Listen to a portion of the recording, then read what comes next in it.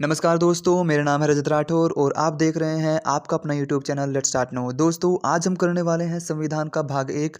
इससे पहले वाले पार्ट में हमने संविधान से जुड़े हुए तथ्य, उससे जुड़ा हुआ इतिहास, संविधान सभा, उसका बंटवारा, भारत देश का बंटवारा, ये सारी चीज़ें इससे पहले वाले पार्ट में हमने की थी। आज जो हमारा पार्ट होगा, इस पार्ट में हम भाग एक को डीपली डिस्कस करेंगे और साथ ही साथ इससे जुड़े हुए जो हमारे देश में राज्य जो रहे हैं, किस तरीके से इनका यूज़ किया गया है इन अनुच्छेदों का, और साथ ही साथ जो देश के राज्य हैं किस तरीके से उनका गठन हुआ है, वो सारी चीज़ें हम यहाँ पर डिस्कस करने वाले हैं। तो बिना किसी देरी के चलिए स्टार्ट करते हैं। सबसे पहले बात कर लेते हैं संविधान के भाग एक की। देखो, भाग एक का नाम क्या होता है? संघ एवं राज्य क्षेत्र भी कहते हैं इसको, और संघ एवं राज्य इसके अधीन राज्य भी कह सकते हैं। यहाँ पर 4 अनुच्छेद रखे गए हैं इस भाग में। जैसे कि आप सभी को पहले वाले पार्ट में हमने बता दिया था कि हमारे संविधान में कितने अनुच्छेद है, कितने भाग है, कितने अनुसूचियाँ, और साथ ही साथ ये भी बता दिया था कि किस देश से क्या चीज़ें हमारे यहाँ पर ली गई हैं। ठीक है, हर एक देश से क्या क्या चीज़ें हमारे संविधान में रखी गई हैं, कितने सदस्य थे संविधान सभा के, वो सारी की सारी चीज़ें हम पहले पार्ट में डिस्कस कर चुके हैं। तो सबसे पहले अब जो है हम यहाँ पर यही जान रहे हैं कि जो भाग एक है, 22 भाग है टोटल। 22 भाग में जो पहला भाग है उस उसका नाम होता है संघ एवं इसके अधीन राज्य, या फिर संघ एवं राज्य क्षेत्र। यहाँ पर अनुच्छेद 1 से 4 तक रखा गया है। अनुच्छेद 1 की अगर हम बात करें, अनुच्छेद 1 यहाँ पर है भारत राज्यों का संघ है। दोस्तों, जो अनुच्छेद 1 है ये बताता है कि जो भारत है ना, भारत जो देश है वो राज्यों का संघ है। संघ यहाँ पर 3 टाइप के होते हैं, एक तो कॉन्फेडरेशन, एक फेडरेशन और एक यूनियन। कॉन्फेडरेशन लाइक जैसा कि यूरोपीय संघ है। यूरोपीय संघ यानी कि जैसा कि यूरोप में बहुत सारी कंट्रीज़ हैं, ठीक है, वो सारे के सारे एक समझौते के तहत जुड़े हुए हैं और उनमें से जो चाहे वो उससे अलग हो भी सकता है आसानी से। फेडरेशन ऐसा संघ होता है जिसके अंतर्गत एक समझौता होता है। अगर वो टूटता दिखाई देता है तो बहुत सारी चीज़ें होती हैं, उसको प्रिकॉशंस होते हैं, उसको बचाने के भी प्रयास किए जाते हैं, लेकिन वो टूट सकता है और 2 राष्ट्र या 2 राज्य आपस में अलग हो सकते हैं उस समझौते को तोड़ करके। तो एक ऐसा संघ होता है। लेकिन यूनियन एक ऐसा संघ होता है, यानी कि जो भारत है वो राज्यों का यूनियन है, यानी कि संघ है। तो यूनियन एक ऐसे टाइप का संघ होता है जहाँ पर राज्य कभी भी अपनी मर्जी से भारत देश से अलग नहीं हो सकते। तो सीधे सा मतलब यहाँ पर पहले भाग में हमने ये जान लिया है कि भारत राज्यों का एक संघ है और राज्य कभी भी भारत से अलग नहीं हो सकते हैं। अनुच्छेद 2 यहाँ पर बताता है कि संसद किसी भी विदेशी राज्य को मिला सकती है और अपने देश की सीमाओं का विस्तार कर सकती है। ठीक है, अब यहाँ पर शर्त ये है कि यहाँ पर राष्ट्रपति जी को पूर्व सूचना देनी पड़ेगी। ठीक है, लेकिन यहाँ पर एक बात ध्यान रखने वाली है कि राष्ट्रपति जी को पूर्व सूचना तो देना चलो ठीक है, लेकिन ये ऐसा नहीं है कि राष्ट्रपति जी इसको रोक सकते हैं। मान लो अगर कोई राज्य ऐसा है जो भारत में ऐड होना चाहता है, एग्जाम्पल अगर हम सिक्किम का ले लें, तो 16 मई 1975 को 36वां संशोधन करके सिक्किम को भारत का राज्य बना दिया गया था। हालांकि 1974 में ही 35वां संशोधन करके सिक्किम को भारत में विलय कर लिया गया था, 35वें संशोधन के तहत 1974 में, जो कि असम का एक सह राज्य बनाया गया था। लेकिन उसके बाद 16 मई 1975 अगले साल 36वां संशोधन करके सिक्किम को एक अलग राज्य घोषित कर दिया गया भारत का। पहले सिक्किम एक अलग देश हुआ करता था, वहाँ पर अंदरूनी मतलब अंदर गृह युद्ध छिड़ा और उन्होंने भारत में ऐड होने के बारे में जो है विचार रखा, प्रस्ताव रखा, तो भारत ने उनको अपना राज्य अपने देश के अंतर्गत मिला लिया। ठीक है, अब यहाँ पर मुद्दा ये है कि क्या राष्ट्रपति इस चीज़ को रोक सकता है? नहीं। अगर मान लो संसद इसको मिलाना चाहती है तो संसद मिला सकती है, बस ये है कि राष्ट्रपति जी को पूर्व सूचना देनी पड़ेगी। राष्ट्रपति इस कार्य को नहीं रोक सकते। इसके बाद हम बात कर लेते हैं जैसा कि अनुच्छेद 3 अनुच्छेद आ जाता है हमारा। अनुच्छेद 3 कहता है संसद वर्तमान राज्य के नाम और सीमाओं को भी बदल सकती है। जैसा कि मान लो पहले जो उड़ीसा है उसका नाम ओडिशा कर दिया गया है। उसके बाद बिहार से जैसे कि झारखंड अलग किया गया है। ठीक है, ऐसे ही जो है उत्तर प्रदेश से उत्तराखंड अलग किया गया था। तो इस तरीके से जो राज्य होते हैं उनको छोटे छोटे राज्यों में बदल देना, या फिर नए राज्य बना देना देश के अंदर ही, या फिर राज्यों के नाम बदल देना, ये कार्य संसद कर सकती है राष्ट्रपति जी को पूर्व सूचना देकर। लेकिन राष्ट्रपति इस कार्य को नहीं रोक सकते, ये भी फैक्ट है। दूसरे अनुच्छेद की तरह ही है यहाँ पर भी। पूर्व सूचना जरूरी है राष्ट्रपति जी को देनी, लेकिन राष्ट्रपति इस कार्य को नहीं रोक सकते। इसके बाद आ जाते हैं अनुच्छेद 4, जो कि लास्ट अनुच्छेद है भाग 1 का। वो क्या कहता है भाई, इसके अकॉर्डिंग क्या है कि जो अनुच्छेद 2 और अनुच्छेद 3 में जो चेंजेस किए जाएंगे, चेंजेस यानी कि जो संशोधन किए जाएंगे, मतलब चाहे तो हम किसी राज्य को भारत में मिला रहे हैं या फिर किसी राज्य का नाम बदल रहे हैं, सीमा बदल रहे हैं, तो वो संशोधन जो होगा वो अनुच्छेद 368 से बाहर रखा गया है, यानी कि वो उससे बाहर होगा। कहने का अर्थ क्या है, अनुच्छेद 368 क्या बला है भाई, अनुच्छेद 368 ये कहता है कि भाई राष्ट्रपति कोई भी संशोधन जो संविधान में होगा या फिर कोई भी ऐसा बदलाव होगा, उसके लिए राष्ट्रपति जी को पूर्व सूचना भी देनी जरूरी है, और राष्ट्रपति उस बदलाव को, संशोधन को रोक भी सकता है। ठीक है, उसके पास पावर है। लेकिन यहाँ पर अनुच्छेद 2 और 3 में जो चेंजेस होंगे, जो संशोधन होंगे, वो 368 से बाहर है, यानी कि राष्ट्रपति इन संशोधनों को रोक नहीं सकते। हालांकि राष्ट्रपति जी को पूर्व सूचना देना अनिवार्य है। साथ ही साथ हमें यहाँ पर ये भी जान लेना चाहिए कि संसद में अगर मान लो बदलाव करना भी है, मान लो किसी स्टेट को 2 राज्यों में बदलना है, तो संसद में क्या कोई भी प्रस्ताव लेकर के आ जाएगा, और क्या कोई भी प्रस्ताव किसी भी जो है हाउस में ये प्रस्ताव लेकर के आया जा सकता है, और किस तरीके से ये पास होगा। तो सबसे पहले आपको ये पता होना चाहिए कि लोकसभा में ये पेश किया जाता है, और साथ ही साथ 50% बहुमत यहाँ पर होना चाहिए, तब जा कर के कोई भी ऐसा इस प्रकार का संशोधन जो अनुच्छेद 2 अनुच्छेद 3 में बताया गया है, उस प्रकार का अनुच्छेद प्रभावी माना जा सकता है। ये हमारे संविधान का भाग 1 है। एक बार फिर से रैपिडली हम यहाँ पर रिपीट करेंगे। भाई भाग 1 में अनुच्छेद 1 क्या कहता है, भारत राज्यों का संघ है। अनुच्छेद 2 क्या कहता है, संसद किसी भी विदेशी राज्यों को मिला सकती है। अनुच्छेद 3 कहता है, संसद वर्तमान राज्य के नाम एवं सीमा में परिवर्तन कर सकती है। और अनुच्छेद 4 कहता है कि अनुच्छेद 2 और 3 में जो संशोधन किया जाएगा वो अनुच्छेद 368 से बाहर रखा जाएगा, राष्ट्रपति से रोक नहीं सकता। क्लियर है। चलिए, भाग 1 हमारा कंप्लीट हो चुका है। इसके बाद हम बात कर लेते हैं कि जो भारतीय इतिहास रहा है, जो एक तरीके से हमारा महान भारत का रहा है, ठीक है, उसके किस तरीके से टुकड़े किए गए हैं, अखंड भारत के किस प्रकार से टुकड़े किए गए हैं। देखो 1893 में सबसे पहले रेखा के द्वारा, ठीक है, नाम क्या है भाई, ड्यूरेंट रेखा, जो है पहले अफगानिस्तान पहले भारत का ही हिस्सा था, लेकिन क्या है कि 1893 में 1893 में अफगानिस्तान को जो है भारत से अलग कर दिया गया था। फिर 1935 में म्यांमार को भी भारत से अलग कर दिया गया। उसके बाद 1947 में पाकिस्तान को अलग कर दिया गया। ये बात तो आप सभी को पता ही है। लेकिन हुआ क्या कि देखो हमारे यहाँ पर क्या थी, हमारे यहाँ पर टोटल 565 रियासतें थी। 565 में से 13 रियासतें पाकिस्तान को दे दी गई और 552 रियासतें भारत को दे दी गई। अब मुद्दा ये था कि जो 13 रियासतें थी, उनको अंग्रेजों ने ये नहीं कहा कि भाई आप अगर भारत में आ जाना चाहते हो तो भारत में रह सकते हो, भारत में अपने आप को ला सकते हो। लेकिन जो भारत की 552 रियासतें थी, अंग्रेजों ने उनको साफ तौर पर से निर्देश दे दिया कि अगर भारत की 552 रियासतों में से कोई भी रियासत पाकिस्तान में जाना चाहती है, अपने आप को पाकिस्तान का हिस्सा बनाना चाहती है, तो वो पाकिस्तान में विलय हो सकती है। और भारत के लिए एकीकरण का कार्य, ठीक है, अब क्या है कि उस टाइम कार्यभार इन्हीं को सौंपा गया था, ये कार्य भारत का एकीकरण का, ठीक है। तो के मेनन, लॉर्ड माउंटबेटन, सरदार वल्लभ भाई पटेल, यही मुख्य थे उस टाइम पे 552 रियासतों को जिनको एकीकरण करना था। इनमें भी सरदार वल्लभ भाई पटेल मुख्य थे, जो कि हमारे देश के पहले गृह मंत्री बने और पहले उप प्रधानमंत्री बने। तो 552 रियासतों में से 549 रियासतें सरदार वल्लभ भाई पटेल के कहने से नॉर्मली मिल गई, कोई दिक्कत नहीं हुई। उन्होंने बस बोला जा करके वहाँ के राजाओं से, वहाँ के जो नवाब थे उन सभी से कि भाई ये जो है रियासत अब भारत का हिस्सा है, अखंड भारत बनेगा और यह भारत देश इस तरीके से चलेगा।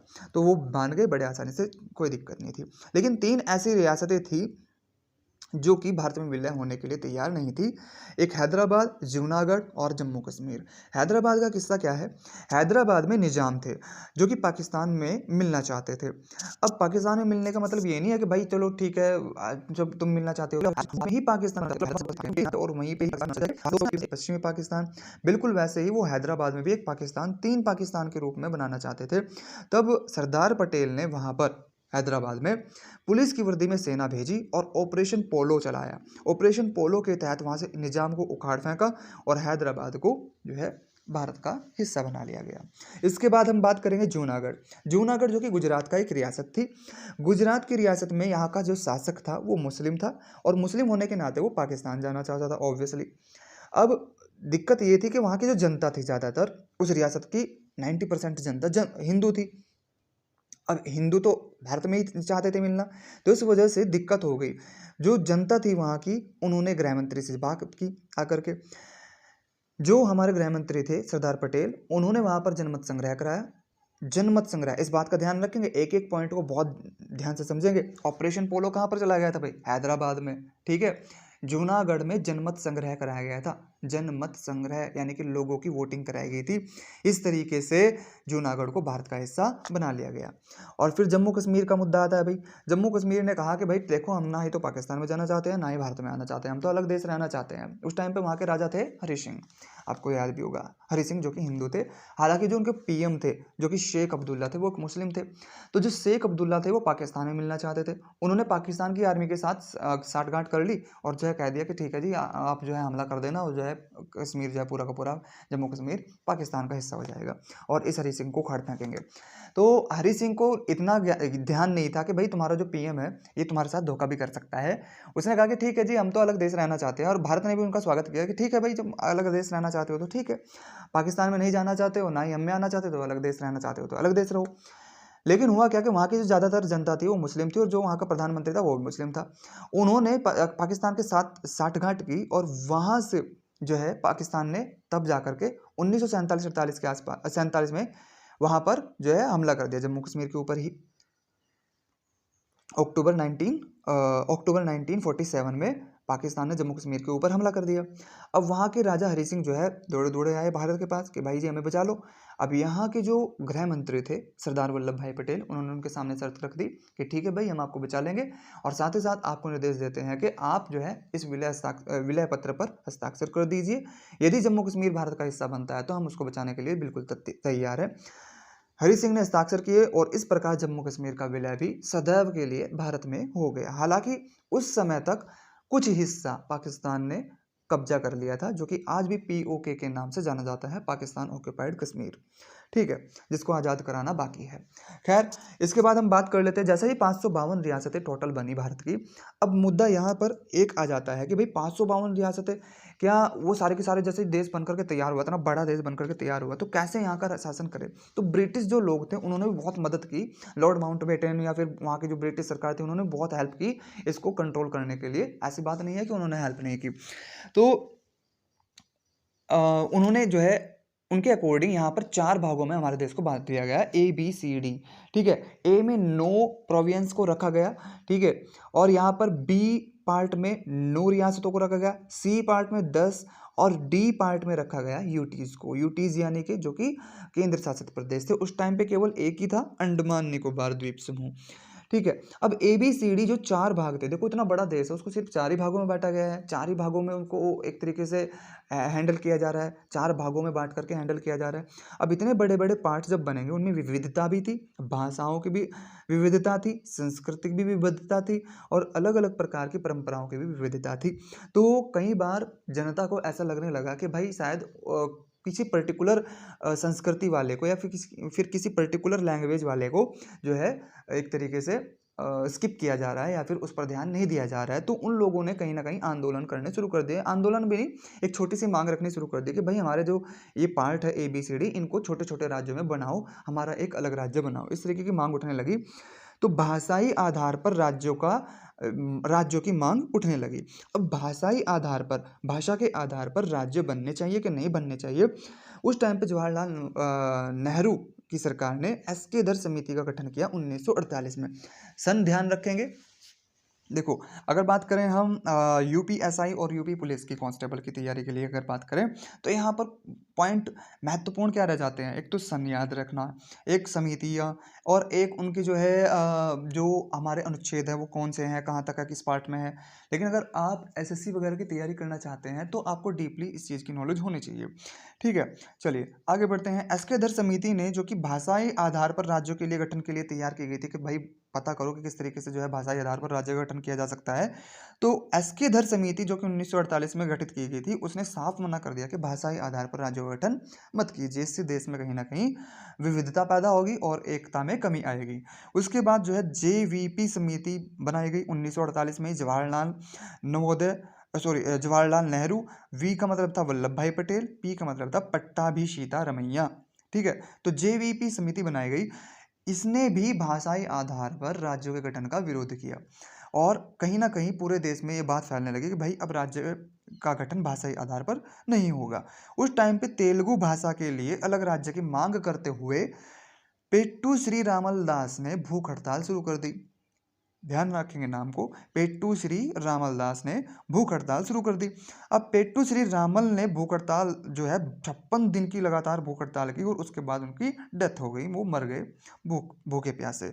उस वजह से और ज़्यादा आंदोलन भड़क गया और उस विद्रोह को दबाने के लिए जवाहरलाल नेहरू ने जल्दबाजी में भाषाई आधार पर पहले राज्य का गठन कर दिया, जिसका नाम था आंध्र प्रदेश।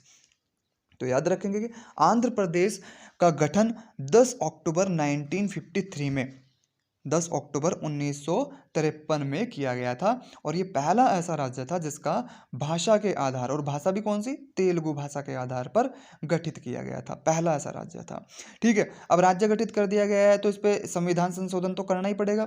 तो उन्होंने अब फजल अली समिति बनाई, जो जवाहरलाल नेहरू थे उन्होंने फजल अली समिति बनाई 1953 में। उन्होंने अपनी रिपोर्ट 1956 में सरकार को सौंपी। इस रिपोर्ट के अंतर्गत भारत देश को भाषाई आधार पर 14 राज्य और 6 केंद्र शासित प्रदेशों में बांटने का अनुरोध किया गया।